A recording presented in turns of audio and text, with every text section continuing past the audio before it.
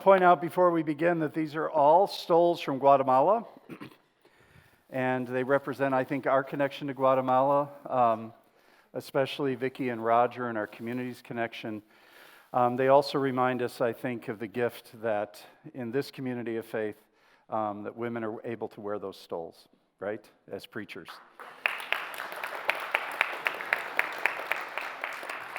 Today I want to celebrate Katie Sowers, American football coach, right? The first one to coach in the Super Bowl. So is that one glass ceiling that was broken or will be broken this evening? Katie's goal, to make sure I am not the last. So today, as Pastor Susan said, we're going to begin this journey of experiencing God at the edges. It's something I've kind of wanted to do for some time, and it comes in and out of our messaging. But this is going to be really intentional. And I want to ask you, how do you experience God at your edge? How do you experience God at your edge? We experience God in the context of our culture. We experience God in the context of our gender or gender expression. We experience God through our environment, through our educational perspectives, through the skin that we wear, the body that we're in. They all inform our experience of God and our experience of the divine. So I'd like to ask you, what has most greatly informed your experience of God? What has most greatly informed your experience of God? Anybody want to share? Having a baby. That song was relevant.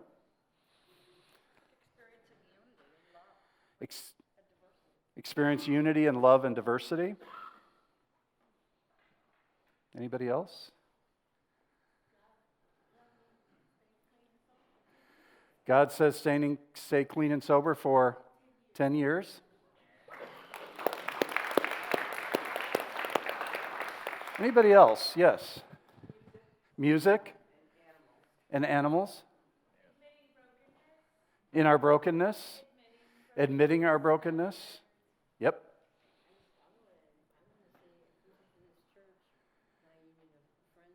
Union of friends here. That's the experience you have with God in this community. Living in the present moment. Larry? A personal journey. Anybody else? Yes. Kindness from strangers. Kindness from strangers. Romantic love. Ooh.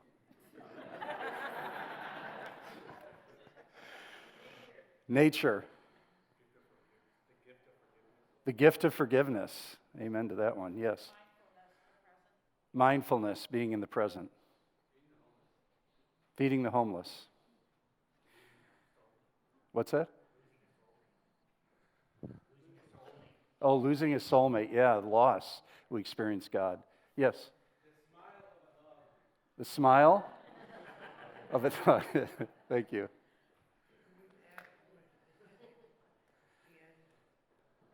What's that? When you ask for something specific. So think about that this morning during the course of the message. During the series, we're going to look at the edges, how we experience God at the edges of life. And I think many of the words that you shared or experiences you shared are really at the edge. Now, we're not going to get to cover it all. Today, we're going to look at feminist and womanist theologies, and we're just going to be touching on it. But hopefully, we experience God in a new way. We experience God at the edges. We experience a God who meets us in the margins. So, feminist, womanist. My interest in feminist and womanist theologies came to be when I attended a summit many, many moons ago, back when I was just 26 years old and I was fresh out of seminary. It was entitled Subversive Theologies. Isn't that a great name for a summit? Almost as good as the one we have, Badass Christianity. The summit included queer, liberation, feminist, womanist theologies, and some black liberation theology. I was in subversive nirvana, just graduating from a very conservative seminary. I asked the facilitator, she happened to be the facilitator, of the Black Womanist Theology breakout session, how I, as a white gay male, could help facilitate a greater coming together of black and white women, along with interested men, to work for justice in these matters. Her comment was this: "You, my brother, have no idea what the issues are for black women." Wow. It was there, and it's here, and it's been these many years, since 26 years old, that I've learned the most glaring difference between the theological quest of white women and black women is the fact that black women are dealing with 3 levels of oppression: racism, sexism, and classism, while white women struggle with oppression is generally only one-dimensional, fighting the Victorian model of a weak woman who can't do anything for herself. In contrast, the black woman is coming from the experience of being, quote, the mule of the world, the facilitator told me. So what I want you to do today, as you listen to the message, is experience feminism, womanist theologies. That's all I'm going to say about it. Now you get to experience. Nadia Bolz-Weber, somewhat edgy, radical, feminist, womanist, tatted, woman pastor, Lutheran. She speaks out on topics that pastors just don't generally speak about, like sex, menopause, male midlife crisis. She makes this statement. She says, "So much of religion and spirituality that is offered to us is about standing down our edges or sanding down our edges. It just so happens that the jagged edges of our humanity are actually what connects us to God and each other." Amen. So that's where we're going to be. We're going to be in the edges. In the edges. It's indeed in our jagged edges that Christianity and Hinduism and Buddhism and all of the other world religions would say, sand those down. When in essence, I think God says, let them show. The sharp, the blunt edges of our lives that connect us to God and connect us then to one another. Each of us in this space this morning, I am absolutely sure, houses in our bodies and in our spirits both the feminine and the masculine, the divine feminine and the divine masculine. RuPaul, who clearly exhibits both, says this: "The world we live in is made up of polar opposites, black and white and male and female and night and day, and the human being who possesses both masculine and feminine, vulnerability and strength, is intriguing to us. Whether they be a singer or an actor or a dancer, intrigues us, because that is who we really are."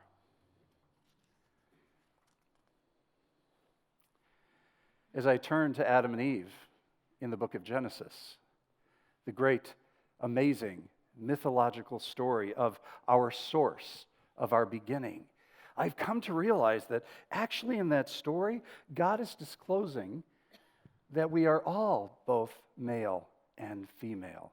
We are entwined as mirror images of God, as the beautiful story goes, that a rib was taken from the man, and from that rib was created a woman, Kitty. We're interconnected. We, in a sense, are one flesh.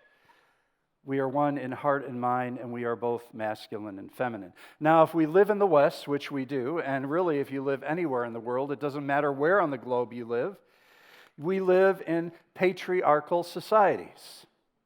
No matter what religion you're a part of, no matter what spirituality you practice, the culture you swim in is male-dominated, right? By the way, those of you who are members of the United Church of Christ, we were the first Christian denomination to ordain women. We've been doing that for 167 years. We have been pioneers. Antoinette Brown Blackwell, she was actually the first pastor, female ordained in the Congregationalist United Church of Christ. This, of course, is what she said when she was ordained, when she walked into the pulpit on that particular Sunday. There were angry men confronting me, and I caught the flashing of defiant eyes. But above and within me, there was a spirit stronger than them all. Starting out myself as a Missouri Synod Lutheran, the branch of Lutheranism that still doesn't ordain women, I served as a campus pastor for 6 years, and in that campus ministry it was interesting because I would talk about God, he and she. I would talk about the divine feminine, and some of the students would gasp who were from a Missouri Synod Lutheran background, but other students were like, yeah, let's eat this up. I addressed God as she, and eventually they understood. But if you go outside the walls of our community and some other progressive communities of faith and you call God she, or mother instead of father, or he, you'll find out just how constructed our male patriarchy is. Now, of course, I wanted in this whole series to go back to our roots, especially around feminism and womanist and God being feminine. And of course, who did I go to but my Jewish brothers and sisters, and my greatest Jewish brother is Rabbi Shmuley. So that's, of course, who I reached out to. Thanks. He's going to preach some Sunday here, but it's kind of part of their Sabbath ritual not to, so I think we have a conflict. So this is what Rabbi Shmuley said about the divine feminine, which actually was new to me, and I think this might have been new to Pastor Susan because we're both kind of, how do you say this? The Shekinah, God's feminine presence in the world, is at the center of Jewish mysticism and offers a radically new opportunity for spiritual enlightenment for those struggling with a patriarchal confinement of God's presence, yearning liberation. I told the rabbi it felt like a run-on sentence, but my sentences are never that long. That divine feminine presence is compassionately all around us and within each of us. That's the Jewish, Hebrew, modern Orthodox perspective. So as I continued my study of this Shekinah during this week, in accordance with the good rabbi's guidance, I found a wonderful revelation that has tied so much of this together for me. The Hebrew people believed that it was Shekinah, that particular name for God, that filled the Ark of the Covenant as they carried the Ark through the desert for almost 500 years. So in that Ark was the Shekinah glory of God.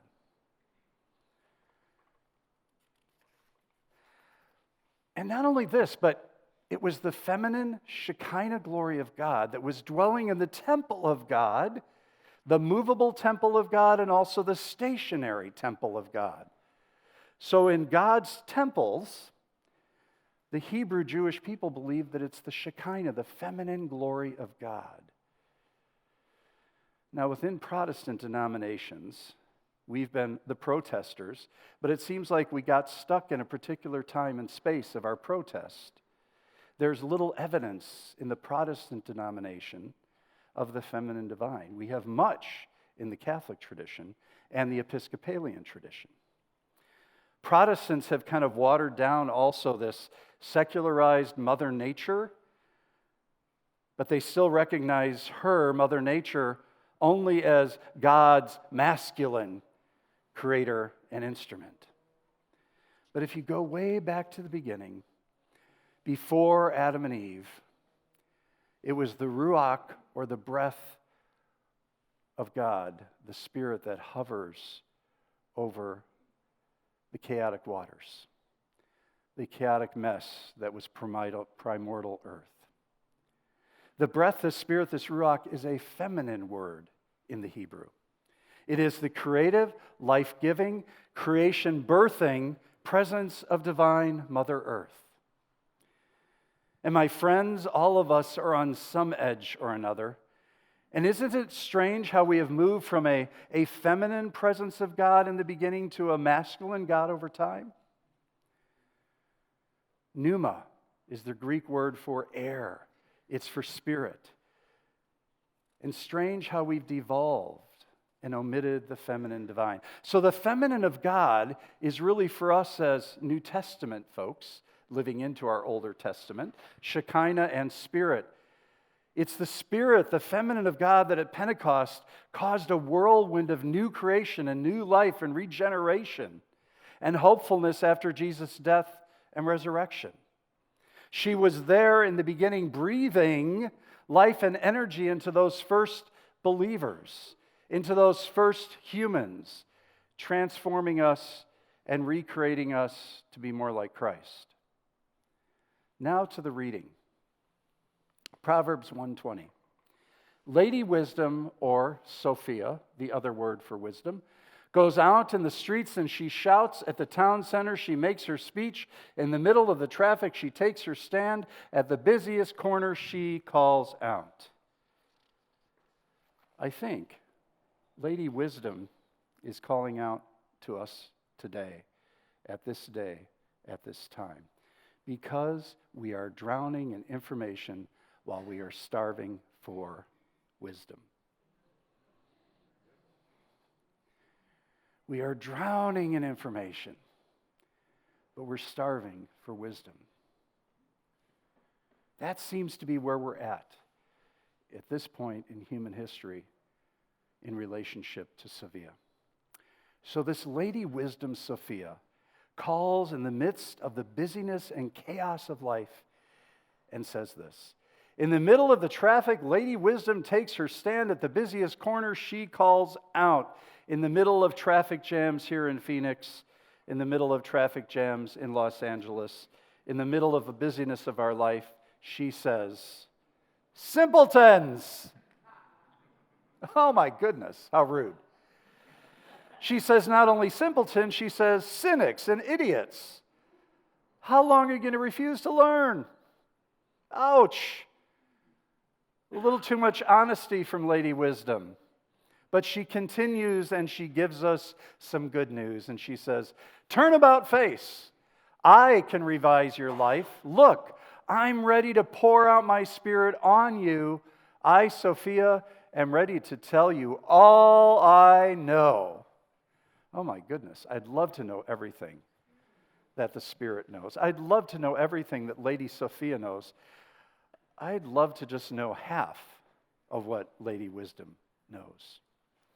So the question I have for us today, in this place and in this time, as we celebrate feminism and as we celebrate being womanist, is are we ready to revise our lives?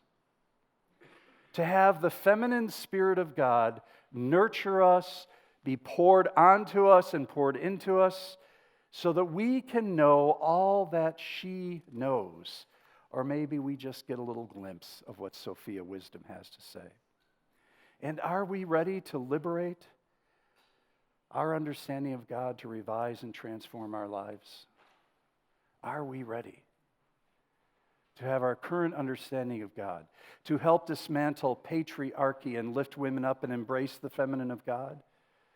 Are we ready to believe women, to hear women, to be a part of the change so that we can live finally in equity here in this sacred space first, then out in our community, in our state, in our country, in our world? Are we ready to be feminists, to be a womanist? Bell Hooks, one of my favorite authors, you're well aware, says this: to be feminist in any authentic sense of the term is to want for all people, female and male, liberation from sexist role patterns, domination, and oppression.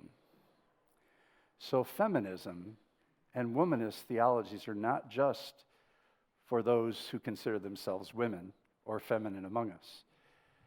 Because we're in this together, right? That men are also trapped and dominated and oppressed in this same system and culture that we call patriarchy.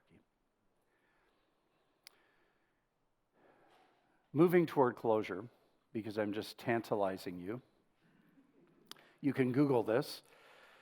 The Jesus I have come to know was always on the edge. And in fact, he was rough around the edges.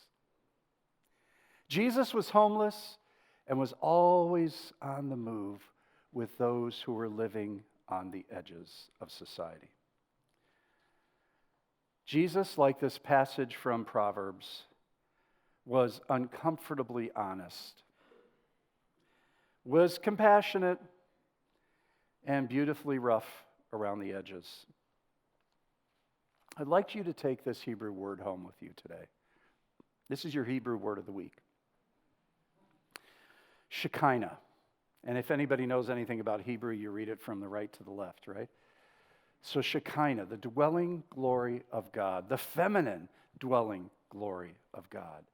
So this week, your responsibility and your work to take home is to dig deeper into that Shekinah glory that lives in you through spirit, through pneuma, through the air of God.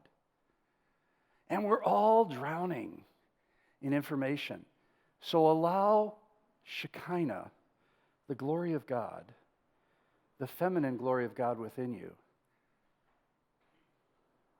to teach you wisdom, to teach you Sophia, to teach you how to live and act and be in the craziness of this world that is lacking so very much. Connect to that inner wisdom that's poured into each of us, that life-giving, nurturing, sustaining wisdom, so that as we're living on our edges, that we allow those edges to be dramatically rough. Don't smooth them down. Let them show. And I'd like to close with this beautiful quote. As we celebrate womanists, as we celebrate feminism, as we celebrate these theologies, but we also celebrate Black History Month. The white fathers told us, I think, therefore I am. The black goddess within each of us, the poet, whispers in our dreams, I feel, therefore I can be free. Audre Lorde, I feel, therefore I can be free. And it's that wisdom and that spirit and that breath of God in each of us that really calls us to take flight and to be free. To be free. To be free. Not to be encumbered, but to be free and to grow into new understandings of who God has called us to be and how we are called to be in community. Amen.